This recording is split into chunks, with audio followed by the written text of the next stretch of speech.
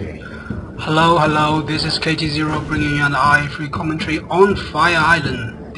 For today we have an Empire player who is in the trunk of green, indeed. And his name is Dasduelon. I'm just going to call him Das, or indeed the Empire player. And on the bottom side of the Fire Island we have iwin, who is a player I've casted before, but I didn't put the video up because the commentary was crap. Never mind, let's get straight into the game. The Empire player has opened with a generator first and into two barracks, possibly looking for some early map control and aggression.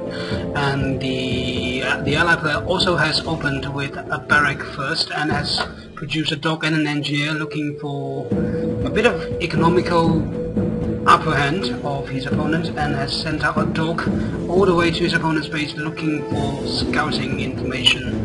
And we see that the Empire player is moving his MCV, excuse me, which is a very, well, I would say relatively unusual move for Empire players, since they do produce cores instead of just building buildings inside of a grid. They don't have any grid, indeed. So we see that the Allied player is sticking to one refinery, possibly producing another, looking for some very standard play. We might possibly be looking at a potential late game here. And what is the Empire player producing? He is producing nothing. Well, this is very unhealthy. Or is he just focusing too much on the two barracks and planning on putting pressure on his opponents? Keep in mind that the Empire's Imperial warriors do have katanas, which one-shots any infantry, except for peacekeepers because they have shields. When the two players are of reasonably high calibers, they usually have these micros which allow them to micro their units very well, and sometimes we do see spectacular sights like the shields just barely, I don't mean barely, defending the katana's attack and preventing an infantry from dying. And keep in mind that after the katana is blocked over, it would drop.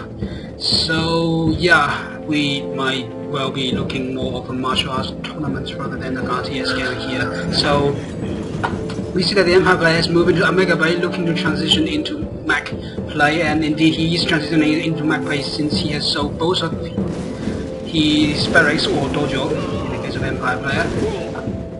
So we see a relatively large infantry engagement here. The Imperial warriors are fighting off the peacekeepers. They're not even trying with their blades. I don't see the reason why, but now the Empire is going to pay the price for it. His Imperial warriors almost died off, and a large number of peacekeepers remain for the Allies player, and he has now established a second refinery and his airbase, looking to put on a tremendous amount of pressure that we usually see from Allied players on his opponent. But we see the Empire player is producing max, which he has his tangoos. The time that I was using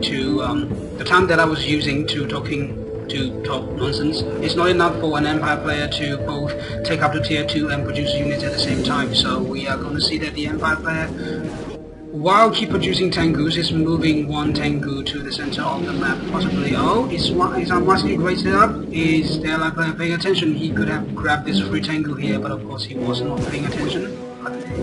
Well, anyway, he did get an upper hand of his opponent since he is expanded. He has expanded to the center of the map. Now is one refinery up of his opponent, and he has map control and more units indeed. We see a massive, well, not exactly massive, but a pretty one-sided battle here, since the Allied player didn't have more than one Apollo fighters to be against the Empire player's 3 tangoos. Although tangoos are generally weaker than Apollo fighters, they are greater in number in this case. But we see that there are 2 Apollo fighters now against 3 tangoos. The Empire player is bound to lose this battle if he doesn't micro correctly, but in this case he does micro correctly and has landed 2 of his tangoos. But if the Vindicators return from any sort of excuse me, let's try that one again. Return from any sort of bombing rounds, these tangoos can be bombarded, but they are doing a good job of attacking again. attacking the collectors, which they did destroy one of the prospectors here. Now the refinery at the center of the map for the allied player has completely stopped mining activities, which is to be expected without any miners. We see a very good harassment, well, not so good now, for the Empire player looking to attack. What did he attack? He attacked virtually nothing. Everything's off full HP. Well, never mind. It could be just my imagination that there was a little red dot on the minimap, but no matter, we see that the allied player is now moving his Vindicators, his Apollo fighters, chasing down one Tango, looking for grabbing one free Tango queue here, and indeed he has built a multi-cannon inside of the water for no apparent reasons. For that, I think he's planning on expanding into the water, but how did he build such a thing there? I have no idea. Perhaps it is in range. Yes, in range, and we see that one building for the allied player has been completed, but he has not planted down yet. Yes, indeed, it's the refinery.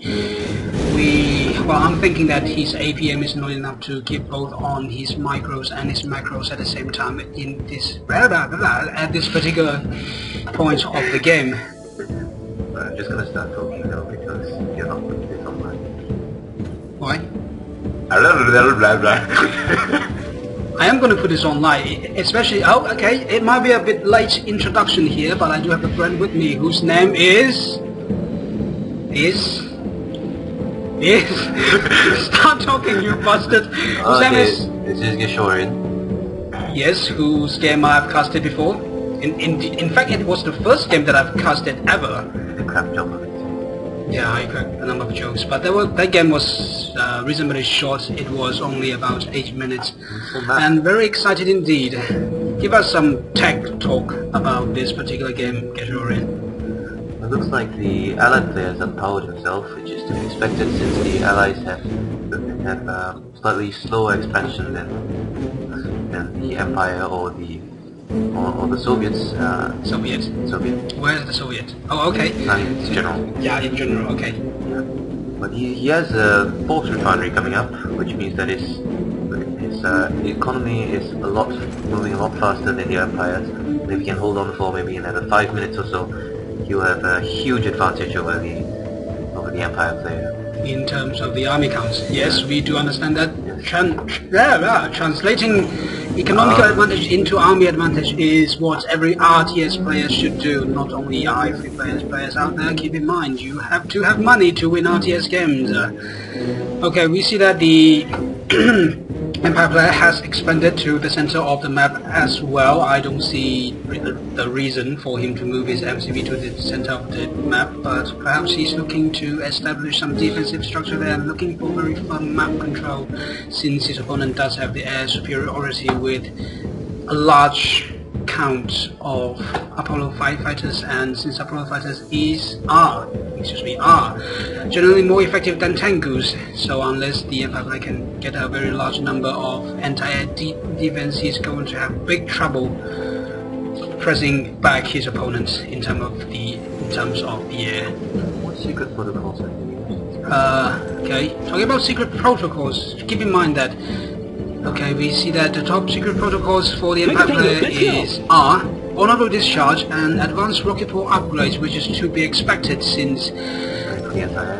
Yes, indeed. And for the Allied player, well, he has chosen 3 of his secret protocols. No, indeed it's 2. Okay, so he was just being a bit indecisive there, or indeed his APM was not enough to micromanage this many things at the same time, but I'm not going to criticize him because my APM is even worse. Okay, we see that the Allied player has moved his Air Force to the right flank of the Empire player space, perhaps looking for some harassment there, and the Geshaurian is pointing out a bit of engagement for me on the minimap. We see that the ore mining at 9 o'clock of the map expansion for the Allied player has completely stopped due to a Tengu harassment there. Just one single Tengu there. How cost effective is that? But meanwhile, we see that the air bombardment from the Allied player has destroyed one of the ore connectors at the Empire's main base. We are possibly looking at a very harass heavy game here. Yes? say something? It's a very traditional Allied player going with the air dominance, considering that the Allies have the best air force. He is also establishing very good map control, gaining points all around his opponent's base, which means that he'll be able to attack from all points and be able to see anything that's coming at him. Well, except for those tangos which we just looked at.